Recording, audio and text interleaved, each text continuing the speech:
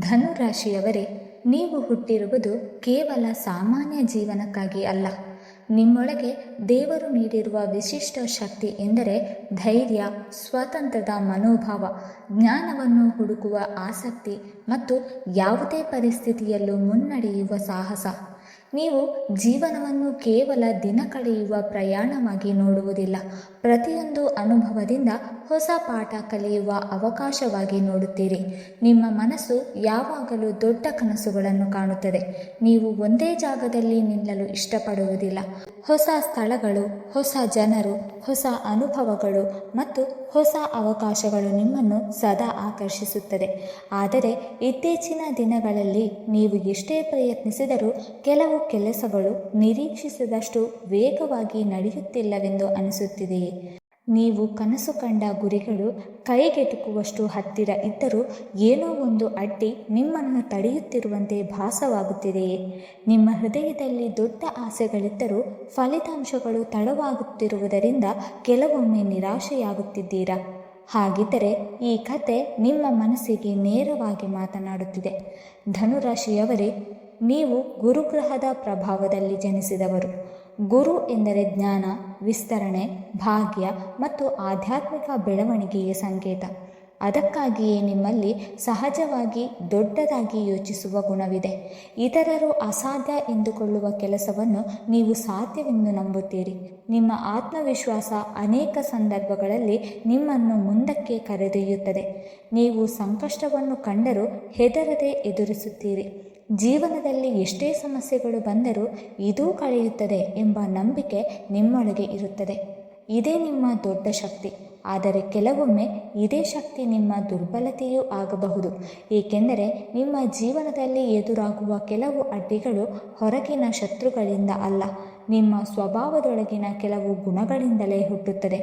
ನಿಮ್ಮ ಮೊದಲ ದೊಡ್ಡ ಸವಾಲು ಎಂದರೆ ಅತಿಯಾದ ಆತ್ಮವಿಶ್ವಾಸ ಮತ್ತು ಎಲ್ಲವೂ ಸರಿಯಾಗುತ್ತದೆ ಎಂಬ ನಿರ್ಲಕ್ಷ್ಯ ಮನೋಭಾವ. ಧನುರಾಶಿಯವರು ಸಾಮಾನ್ಯವಾಗಿ ಆಶಾವಾದಿಗಳು. ಯಾವುದೇ ಪರಿಸ್ಥಿತಿಯಲ್ಲೂ ಒಳ್ಳೆಯದನ್ನು ನೋಡುವ ಪ್ರಯತ್ನ ಮಾಡುತ್ತಾರೆ. ಇದು ಒಳ್ಳೆಯ ಗುಣವೇ ಸರಿ. ಆದರೆ ಕೆಲವೊಮ್ಮೆ ಇದೇ ಗುಣ ನಿಮ್ಮನ್ನು ಎಚ್ಚರಿಕೆಯನ್ನು ಕಳೆದುಕೊಳ್ಳುವಂತೆ ಮಾಡಬಹುದು. ನೀವು ಇದು ಖಂಡಿತವಾಗಿಯೂ ಆಗುತ್ತದೆ ಎಂದುಕೊಂಡು ಕೆಲವು ಪ್ರಮುಖ ವಿಚಾರಗಳನ್ನು ಗಮನಿಸದೇ ಬಿಡಬಹುದು. ಸಣ್ಣ ತಪ್ಪುಗಳನ್ನು ನಿರ್ಲಕ್ಷ್ಯ ಮಾಡಬಹುದು. ಯೋಜನೆಗೆ ಬೇಕಾದಷ್ಟು ಸಮಯ ಮತ್ತು ಗಮನ ನೀಡದೆ ನಂತರ ನೋಡೋಣ ಎಂದು ಮುಂದೂಡಬಹುದು. ಇದರ ಪರಿಣಾಮವಾಗಿ ಯಶಸ್ಸು ಸಿಗಬೇಕಾದ ಸಮಯದಲ್ಲಿ ಸಣ್ಣ ಅಡಚಣೆಗಳು ದೊಡ್ಡ ಸಮಸ್ಯೆಗಳಾಗಿ ಪರಿಣಮಿಸಬಹುದು. ಆದ್ದರಿಂದ ಆತ್ಮವಿಶ್ವಾಸದ ಜೊತೆಗೆ ಶಿಸ್ತು ಮತ್ತು ಜಾಗರೂಕತೆ ಕೂಡ ಅಗತ್ಯ. ನಿಮ್ಮ ಎರಡನೆಯ ದೊಡ್ಡ ಸವಾಲು ಎಂದರೆ ಒಂದೇ ಗುರಿಯಲ್ಲಿ ಹೆಚ್ಚು ಸಮಯ ಕೇಂದ್ರೀಕರಿಸದಿರುವ ಸ್ವಭಾವ. ಧನುರಾಶಿಯವರ ಮನಸ್ಸು ಸದಾ ಹೊಸ ವಿಷಯಗಳತ್ತ ಆಕರ್ಷಿತವಾಗುತ್ತದೆ. ನೀವು ಹೊಸ ಆಲೋಚನೆಗಳನ್ನು ತುಂಬ ಇಷ್ಟಪಡುತ್ತೀರಿ. ಒಂದು ಗುರಿಯನ್ನು ಆರಂಭಿಸಿದ ನಂತರ ಮತ್ತೊಂದು ಉತ್ತಮ ಅವಕಾಶ ಕಾಣಿಸಿಕೊಂಡರೆ ಅದರತ್ತ ತಿರುಗುವ ಸಾಧ್ಯತೆ ಹೆಚ್ಚು. ಇದರಿಂದ ಅನೇಕ ಕೆಲಸಗಳು ಆರಂಭವಾಗುತ್ತದೆ, ಆದರೆ ಕೆಲವು ಮಾತ್ರ ಪೂರ್ಣಗೊಳ್ಳುತ್ತದೆ. ನಿಮ್ಮ ಸಾಮರ್ಥ್ಯ ಅಪಾರವಾಗಿದೆ, ಆದರೆ ಅದು ಒಂದೇ ದಿಕ್ಕಿನಲ್ಲಿ ಹರಿಯದಿದ್ದರೆ ಫಲಿತಾಂಶ ತಡವಾಗುತ್ತದೆ. ಯಶಸ್ಸು ಬಹಳ ಭಾರೀ ಪ್ರತಿಭೆಯಿಂದ ಅಲ್ಲ, ನಿರಂತರತೆಯಿಂದ ಬರುತ್ತದೆ.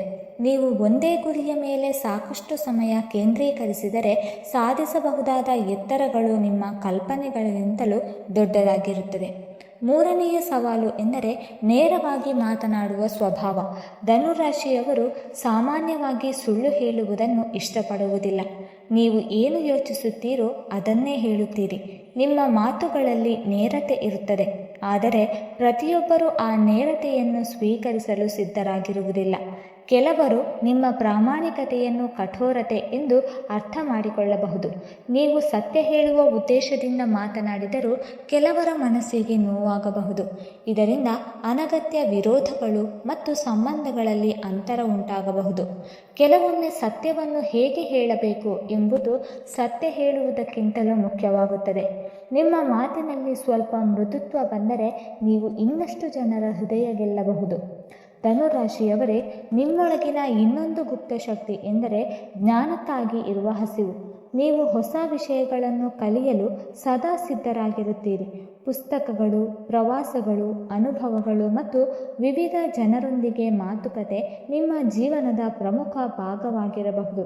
ಆದರೆ ಕೆಲವೊಮ್ಮೆ ಹೆಚ್ಚು ತಿಳಿಯುವ ಆಸೆಯಲ್ಲಿ ಕಾರ್ಯಗತಗೊಳಿಸುವುದನ್ನು ಮರೆತು ಬಿಡಬಹುದು.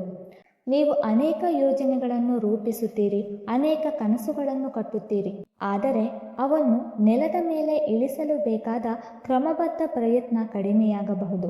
ಜ್ಞಾನ ಶಕ್ತಿ ಸರಿ, ಆದರೆ ಅದನ್ನು ಕ್ರಿಯೆಯಾಗಿ ಪರಿವರ್ತಿಸಿದಾಗ ಮಾತ್ರ ನಿಜವಾದ ಯಶಸ್ಸು ದೊರೆಯುತ್ತದೆ. ಪ್ರೀತಿಯ ವಿಷಯಕ್ಕೆ ಬಂದರೆ ಧನುರಾಶಿಯವರು ತುಂಬ ನಿಷ್ಠಾವಂತರು. ನೀವು ಯಾರನ್ನಾದರೂ ಪ್ರೀತಿಸಿದರೆ ಅವರೊಂದಿಗೆ ಕೇವಲ ಸಂಬಂಧವನ್ನಲ್ಲ, ಒಂದು ಜೀವನ ಯಾತ್ರೆಯನ್ನು ಹಂಚಿಕೊಳ್ಳಲು ಬಯಸುತ್ತೀರಿ. ನಿಮ್ಮ ಸಂಗಾತಿಯೊಂದಿಗೆ ಸ್ನೇಹ, ನಂಬಿಕೆ ಮತ್ತು ಸ್ವಾತಂತ್ರ್ಯವನ್ನು ಮಹತ್ವವಾಗಿ ನೋಡುತ್ತೀರಿ. ಆದರೆ ನಿಮ್ಮ ಸ್ವಾತಂತ್ರ್ಯಪ್ರಿಯ ಸ್ವಭಾವವನ್ನು ಕೆಲವರು ತಪ್ಪಾಗಿ ಅರ್ಥ ಮಾಡಿಕೊಳ್ಳಬಹುದು. ನೀವು ಸ್ವಲ್ಪ ಸಮಯ ನಿಮ್ಮದೇ ಆದ ಜಗತ್ತಿನಲ್ಲಿ ಇರಲು ಬಯಸಿದಾಗ ಅದನ್ನು ನಿರ್ಲಕ್ಷ್ಯ ಎಂದು ಭಾವಿಸಬಹುದು. ನಿಮ್ಮ ಹೃದಯದಲ್ಲಿ ಪ್ರೀತಿ ಇದ್ದರೂ ಅದನ್ನು ಸದಾ ಪದಗಳಲ್ಲಿ ವ್ಯಕ್ತಪಡಿಸದಿರುವುದರಿಂದ ತಪ್ಪು ಕಲ್ಪನೆಗಳು ಹುಟ್ಟಬಹುದು. ಆದ್ದರಿಂದ ನಿಮ್ಮ ಭಾವನೆಗಳನ್ನು ಸ್ಪಷ್ಟವಾಗಿ ಹಂಚಿಕೊಳ್ಳುವುದು ಸಂಬಂಧಗಳನ್ನು ಗಟ್ಟಿಗೊಳಿಸುತ್ತದೆ. ಧನುರಾಶಿಯವರ ಮತ್ತೊಂದು ಗುಪ್ತ ಶತ್ರು ಎಂದರೆ ಅತಿಯಾದ ಸ್ವಾತಂತ್ರ್ಯದ ಬಯಕೆ. ಸ್ವತಂತ್ರ ನಿಮ್ಮ ಆತ್ಮದ ಭಾಗ. ನೀವು ನಿಮ್ಮ ನಿರ್ಧಾರಗಳನ್ನು ನೀವೇ ತೆಗೆದುಕೊಳ್ಳಲು ಇಷ್ಟಪಡುತ್ತೀರಿ, ಯಾರ ನಿಯಂತ್ರಣದಲ್ಲೂ ಇರಲು ಬಯಸುವುದಿಲ್ಲ. ಆದರೆ ಕೆಲವೊಮ್ಮೆ ಇದೇ ಗುಣ ಸಂಬಂಧಗಳು, ಕುಟುಂಬ ಮತ್ತು ಕೆಲಸದ ಸ್ಥಳದಲ್ಲಿ ಸವಾಲುಗಳನ್ನು ಉಂಟು ಮಾಡಬಹುದು. ಜೀವನದಲ್ಲಿ ಕೆಲವು ಜವಾಬ್ದಾರಿಗಳು ಮತ್ತು ಬದ್ಧತೆಗಳು ಅಗತ್ಯವಾಗುತ್ತದೆ. ಪ್ರತಿಯೊಂದರಿಂದಲೂ ಮುಕ್ತವಾಗಿರಲು ಪ್ರಯತ್ನಿಸಿದರೆ ಸ್ಥಿರತೆ ಕಳೆದುಕೊಳ್ಳಬಹುದು. ಸ್ವಾತಂತ್ರ್ಯ ಮತ್ತು ಜವಾಬ್ದಾರಿಯ ನಡುವೆ ಸಮತೋಲನ ಸಾಧಿಸುವುದು ನಿಮ್ಮ ಜೀವನದ ಪ್ರಮುಖ ಪಾಠಗಳಲ್ಲಿ ಒಂದಾಗಿದೆ. ಹಣಕಾಸಿನ ವಿಷಯದಲ್ಲಿ ಧನುರಾಶಿಯವರು ಸಾಮಾನ್ಯವಾಗಿ ಉದಾರ ಹೃದಯದವರು. ನೀವು ನಿಮಗಾಗಿ ಮಾತ್ರವಲ್ಲ, ಇತರರಿಗೂ ಖರ್ಚು ಮಾಡಲು ಇಷ್ಟಪಡುತ್ತೀರಿ. ಹೊಸ ಅನುಭವಗಳು, ಪ್ರವಾಸಗಳು ಮತ್ತು ಕಲಿಕೆಗೆ ಹಣ ಖರ್ಚು ಮಾಡುವುದನ್ನು ಹೂಡಿಕೆ ಎಂದು ನೋಡುತ್ತೀರಿ. ಇದು ಒಳ್ಳೆಯದೇ, ಆದರೆ ಕೆಲವೊಮ್ಮೆ ಭವಿಷ್ಯದ ಯೋಜನೆಗಳಿಗಿಂತ ವರ್ತಮಾನದ ಉತ್ಸಾಹಕ್ಕೆ ಹೆಚ್ಚು ಆದ್ಯತೆ ನೀಡಬಹುದು. ಇದರಿಂದ ಹಣಕಾಸಿನ ಸ್ಥಿರತೆ ತಡವಾಗಬಹುದು. ನೀವು ಸ್ವಲ್ಪ ಯೋಜಿತವಾಗಿ ಉಳಿತಾಯ ಮತ್ತು ಹೂಡಿಕೆ ಮಾಡಲು ಕಲಿತರೆ ನಿಮ್ಮ ಆರ್ಥಿಕ ಭವಿಷ್ಯ ಇನ್ನಷ್ಟು ಬಲವಾಗುತ್ತದೆ. ಧನುರಾಶಿಯವರೇ, ನಿಮ್ಮ ಜೀವನದಲ್ಲಿ ಎದುರಾಗುವ ಮತ್ತೊಂದು ದೊಡ್ಡ ಸವಾಲು ಎಂದರೆ ಅಸಹನೆ. ನೀವು ವೇಗವಾಗಿ ಯೋಚಿಸುತ್ತೀರಿ ಮತ್ತು ವೇಗವಾಗಿ ಕಾರ್ಯನಿರ್ವಹಿಸಲು ಬಯಸುತ್ತೀರಿ. ಆದರೆ ಜೀವನದ ಪ್ರತಿಯೊಂದು ಫಲಿತಾಂಶವೂ ತಕ್ಷಣ ಸಿಗುವುದಿಲ್ಲ. ಕೆಲವು ಯಶಸ್ಸುಗಳು ಸಮಯ ತೆಗೆದುಕೊಳ್ಳುತ್ತದೆ. ಕೆಲವೊಮ್ಮೆ ನೀವು ಫಲಿತಾಂಶ ತಡವಾದಾಗ ಆಸಕ್ತಿ ಕಳೆದುಕೊಳ್ಳಬಹುದು. ಆದರೆ ನೆನಪಿಡಿ, ದೊಡ್ಡ ಮರವು ಒಂದು ದಿನದಲ್ಲಿ ಬೆಳೆಯುವುದಿಲ್ಲ. ದೊಡ್ಡ ಸಾಧನೆಗಳು ಸಮಯ, ಸಹನೆ ಮತ್ತು ನಿರಂತರ ಪರಿಶ್ರಮವನ್ನು ಬೇಡುತ್ತದೆ. ನೀವು ಸ್ವಲ್ಪ ಹೆಚ್ಚು ತಾಳ್ಮೆ ಬೆಳೆಸಿಕೊಂಡರೆ ನಿಮ್ಮ ಪ್ರಯತ್ನಗಳ ಫಲ ಬಹಳ ದೊಡ್ಡದಾಗಿರುತ್ತದೆ. ನಿಮ್ಮ ಮೂರನೆಯ ಗುಪ್ತ ಶತ್ರು ಎಂದರೆ ಮಾತಿನ ಉತ್ಸಾಹದಲ್ಲಿ ರಹಸ್ಯಗಳನ್ನು ಹಂಚಿಕೊಳ್ಳುವುದು. ನೀವು ಮುಕ್ತ ಮನಸ್ಸಿನವರು. ನಿಮ್ಮ ಯೋಜನೆಗಳು, ಕನಸುಗಳು ಮತ್ತು ಆಲೋಚನೆಗಳನ್ನು ಇತರರೊಂದಿಗೆ ಹಂಚಿಕೊಳ್ಳಲು ಇಷ್ಟಪಡುತ್ತೀರಿ. ಆದರೆ ಎಲ್ಲರೂ ನಿಮ್ಮ ಯಶಸ್ಸನ್ನು ನೋಡಿ ಸಂತೋಷ ಪಡುವುದಿಲ್ಲ. ಕೆಲವರು ನಿಮ್ಮ ಮಾಹಿತಿಯನ್ನು ತಮ್ಮ ಲಾಭಕ್ಕಾಗಿ ಬಳಸಿಕೊಳ್ಳಬಹುದು. ಅದರಿಂದ ಪ್ರತಿಯೊಂದು ಯೋಜನೆಯನ್ನು ಎಲ್ಲರೊಂದಿಗೆ ಹಂಚಿಕೊಳ್ಳುವ ಬದಲು ಸರಿಯಾದ ಸಮಯದಲ್ಲಿ ಸರಿಯಾದ ವ್ಯಕ್ತಿಯೊಂದಿಗೆ ಮಾತ್ರ ಹಂಚಿಕೊಳ್ಳುವುದು ಉತ್ತಮ. ಧನುರಾಶಿಯವರೇ, ನೀವು ಭೂತಕಾಲದಲ್ಲಿ ಹೆಚ್ಚು ಕಾಲ ಬದುಕುವವರಲ್ಲ. ಇದು ನಿಮ್ಮ ಶಕ್ತಿ. ಆದರೆ ಕೆಲವೊಮ್ಮೆ ನೀವು ಹಳೆಯ ತಪ್ಪುಗಳಿಂದ ಬೇಕಾದಷ್ಟು ಪಾಠ ಕಲಿಯದೆ ಮುಂದಕ್ಕೆ ಸಾಗುವ ಸಾಧ್ಯತೆಯೂ ಇರುತ್ತದೆ.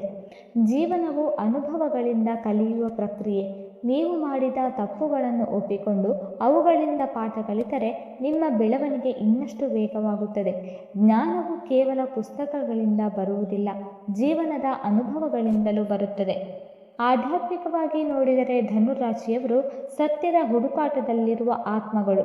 ನೀವು ಜೀವನದ ಅರ್ಥವೇನು ಎಂಬ ಪ್ರಶ್ನೆಯನ್ನು ಕೆಲವೊಮ್ಮೆ ನಿಮ್ಮೊಳಗೆ ಕೇಳಿಕೊಳ್ಳುತ್ತೀರಿ. ಕೇವಲ ಹಣ, ಸ್ಥಾನಮಾನ ಅಥವಾ ಯಶಸ್ಸು ಮಾತ್ರ ನಿಮಗೆ ಸಾಕಾಗುವುದಿಲ್ಲ. ನಿಮ್ಮ ಆತ್ಮಕ್ಕೆ ಅರ್ಥಪೂರ್ಣವಾದ ಜೀವನ ಬೇಕಾಗುತ್ತದೆ. ಇದೇ ಕಾರಣದಿಂದ ನೀವು ಕೆಲವೊಮ್ಮೆ ಧರ್ಮ, ತತ್ವಶಾಸ್ತ್ರ ಅಥವಾ ಆಧ್ಯಾತ್ಮಿಕ ವಿಚಾರಗಳತ್ತ ಆಕರ್ಷಿತರಾಗಬಹುದು. ನಿಮ್ಮ ಆತ್ಮದ ಈ ಹುಡುಕಾಟವೇ ನಿಮ್ಮನ್ನು ಇತರರಿಂದ ವಿಭಿನ್ನರಾಗಿಸುತ್ತದೆ. ನಿಮ್ಮ 4 ದೊಡ್ಡ ಗುಪ್ತ ಶತ್ರುಗಳು ಹೊರಗಿನವರಲ್ಲ: ಅತಿಯಾದ ಆತ್ಮವಿಶ್ವಾಸ, ಸ್ಥಿರತೆಯ ಕೊರತೆ, ಅಸಹನೆ ಮತ್ತು ಅತಿಯಾದ ಸ್ವಾತಂತ್ರ್ಯದ ಬಯಕೆ. ಈ ಗುಣಗಳನ್ನು ನೀವು ನಿಯಂತ್ರಿಸಲು ಕಲಿತರೆ ನಿಮ್ಮ ಜೀವನದಲ್ಲಿ ಅದ್ಭುತ ಬದಲಾವಣೆಗಳು ಸಂಭವಿಸುತ್ತದೆ. ನಿಮ್ಮೊಳಗೆ ಈಗಾಗಲೇ ಧೈರ್ಯ, ಜ್ಞಾನ, ಉತ್ಸಾಹ ಮತ್ತು ಅಪಾರ ಸಾಮರ್ಥ್ಯ ಇದೆ. ನೀವು ನಿಮ್ಮ ಶಕ್ತಿಯನ್ನು ಒಂದೇ ದಿಕ್ಕಿನಲ್ಲಿ ಕೇಂದ್ರೀಕರಿಸಿ ಸಹನೆಯೊಂದಿಗೆ ಮುನ್ನಡೆದರೆ ನಿಮ್ಮನ್ನು ತಡೆಯಲು ಯಾರಿಗೂ ಸಾಧ್ಯವಿಲ್ಲ. ನಿಮ್ಮ ಜೀವನದ ಅತ್ಯುತ್ತಮ ಅಧ್ಯಾಯ ಇನ್ನೂ ಬರೆಯಲ್ಪಡಬೇಕಿದೆ. ನೀವು ನಿಮ್ಮ ನಿಜವಾದ ಶಕ್ತಿಯನ್ನು ಅರಿತ ದಿನ ನಿಮ್ಮ ಯಶಸ್ಸು, ಗೌರವ ಮತ್ತು ಸಂತೋಷವು ನಿಮ್ಮ ಕಲ್ಪನೆಗಳಿಗಿಂತಲೂ ಎತ್ತರಕ್ಕೆ ಏರಲಿದೆ. ಧನುರಾಶಿಯವರೇ, ನಿಮ್ಮೊಳಗಿನ ಬೆಳಕನ್ನು ಜಾಗೃತಗೊಳಿಸಿ ನಿಮ್ಮ ಗುರಿಯತ್ತ ನಿರಂತರವಾಗಿ ಸಾಗಿರಿ. ಭಾಗ್ಯವು ನಿಮ್ಮ ಜೊತೆಗಿರಬಹುದು, ಆದರೆ ಅದನ್ನು ನಿಜವಾಗಿ ವಿಜಯವಾಗಿ ಪರಿವರ್ತಿಸುವ ಶಕ್ತಿ ನಿಮ್ಮ ಕೈಯಲ್ಲಿದೆ. ಧನುರಾಶಿಯವರೇ, ನಿಮ್ಮ ಜೀವನದ ಅತಿಯಾದ ಆತ್ಮವಿಶ್ವಾಸ, ಅಸ್ಥಿರತೆ, ಅಸಹನೆ ಮತ್ತು ತಪ್ಪು ನಿರ್ಧಾರಗಳಿಂದ ಉಂಟಾಗುವ ಅಡ್ಡಿಗಳನ್ನು ಕಡಿಮೆ ಮಾಡಲು ಕೆಲವು ಆಧ್ಯಾತ್ಮಿಕ ಪರಿಹಾರಗಳನ್ನು ಅನುಸರಿಸುವುದು ಪ್ರಯೋಜನಕಾರಿ ಎಂದು ಜ್ಯೋತಿಷ್ಯ ಸಂಪ್ರದಾಯಗಳು ಹೇಳುತ್ತದೆ. ಮೊದಲನೆಯದಾಗಿ, ಧನುರಾಶಿಯ ಅಧಿಪತಿ ಬೃಹಸ್ಪತಿ ಅಂದರೆ ಗುರುಗ್ರಹ ಆಗಿರುವುದರಿಂದ ಪ್ರತಿ ಗುರುವಾರ ಬೆಳಿಗ್ಗೆ ಸ್ನಾನ ಮಾಡಿದ ನಂತರ ಓಂ ಬ್ರಂ ಬೃಹಸ್ಪತಿಯೇ ನಮಃ ಮಂತ್ರವನ್ನು 108 ಬಾರಿ ಜಪಿಸುವುದು ಶುಭಕರವೆಂದು ಪರಿಗಣಿಸಲಾಗುತ್ತದೆ. ಇದು ಮನಸ್ಸಿನ ಗೊಂದಲವನ್ನು ಕಡಿಮೆ ಮಾಡಿ ಸರಿಯಾದ ನಿರ್ಧಾರ ತೆಗೆದುಕೊಳ್ಳುವ ಶಕ್ತಿಯನ್ನು ಹೆಚ್ಚಿಸುತ್ತದೆ ಎಂದು ನಂಬಲಾಗುತ್ತದೆ. ಎರಡನೆಯದಾಗಿ, ಗುರುವಾರದಂದು ಹಳದಿ ಬಣ್ಣದ ವಸ್ತುಗಳಾದ ಕಡಲೆಬೇಳೆ, ಬಾಳೆಹಣ್ಣು ಅಥವಾ ಅರಿಶಿನವನ್ನು ದಾನ ಮಾಡುವುದು ಪುಣ್ಯಕರವೆಂದು ಹೇಳಲಾಗುತ್ತದೆ. ದಾನ ಮಾಡುವುದರಿಂದ ಗುರುಗ್ರಹದ ಅನುಗ್ರಹ ಹೆಚ್ಚುತ್ತದೆ ಎಂಬ ನಂಬಿಕೆ ಇದೆ. ಮೂರನೆಯದಾಗಿ, ಪ್ರತಿ ಬೆಳಗ್ಗೆ ಸೂರ್ಯೋದಯದ ಸಮಯದಲ್ಲಿ ಸೂರ್ಯನಿಗೆ ನೀರು ಅರ್ಪಿಸಿ ಓಂ ಸೂರ್ಯಾಯ ನಮಃ ಎಂದು ಪ್ರಾರ್ಥಿಸುವುದು ಆತ್ಮವಿಶ್ವಾಸವನ್ನು ಸರಿಯಾದ ದಿಕ್ಕಿನಲ್ಲಿ ಬಳಸಲು ಸಹಾಯ ಮಾಡುತ್ತದೆ ಎಂದು ಹೇಳಲಾಗುತ್ತದೆ. ಕೊನೆಯದಾಗಿ, ಧನುರಾಶಿಯವರ ಪ್ರಮುಖ ಆಧ್ಯಾತ್ಮಿಕ ಪರಿಹಾರ ಎಂದರೆ ಸತ್ಯ, ಧರ್ಮ ಮತ್ತು ವಿನಯವನ್ನು ಜೀವನದಲ್ಲಿ ಪಾಲಿಸುವುದು. ಗುರುಗ್ರಹದ ಆಶೀರ್ವಾದವನ್ನು ಪಡೆಯಲು ಜ್ಞಾನವನ್ನು ಅಹಂಕಾರಕ್ಕೆ ಬಳಸದೆ ಇತರರ ಒಳಿತಿಗಾಗಿ ಬಳಸುವುದು ಅತ್ಯಂತ ಮುಖ್ಯವೆಂದು ಜ್ಯೋತಿಷ್ಯದಲ್ಲಿ ಹೇಳಲಾಗಿದೆ. ಈ ಪರಿಹಾರಗಳು ಧಾರ್ಮಿಕ ಮತ್ತು ಜ್ಯೋತಿಷ್ಯ ನಂಬಿಕೆಗಳ ಆಧಾರಿತವಾಗಿದ್ದು ಅವುಗಳನ್ನು ಆಧ್ಯಾತ್ಮಿಕ ಅಭ್ಯಾಸಗಳಾಗಿ ಪರಿಗಣಿಸಬಹುದು. ಜೀವನದ ಯಶಸ್ಸಿಗೆ ಪರಿಶ್ರಮ, ಶಿಸ್ತು ಮತ್ತು ಸರಿಯಾದ ನಿರ್ಧಾರಗಳು ಸಮಾನವಾಗಿ ಮುಖ್ಯವಾಗಿದೆ. ವೀಕ್ಷಕರೇ, ಈ ಮಾಹಿತಿ ನಿಮಗೆ ಇಷ್ಟವಾಗಿದ್ದರೆ ದಯವಿಟ್ಟು ಲೈಕ್ ಮಾಡಿ, ಶೇರ್ ಮಾಡಿ ಮತ್ತು ಓಂ ಶನೇಶ್ವರಾಯ ನಮಃ ಎಂದು ಕಮೆಂಟ್ ಮಾಡಿ. ಹಾಗೆ ಮುಂದಿನ ವಿಡಿಯೋಸ್ಗಳಿಗಾಗಿ ನಮ್ಮ ಚಾನಲನ್ನು ಸಬ್ಸ್ಕ್ರೈಬ್ ಮಾಡಿಕೊಳ್ಳಿ. ಧನ್ಯವಾದಗಳು.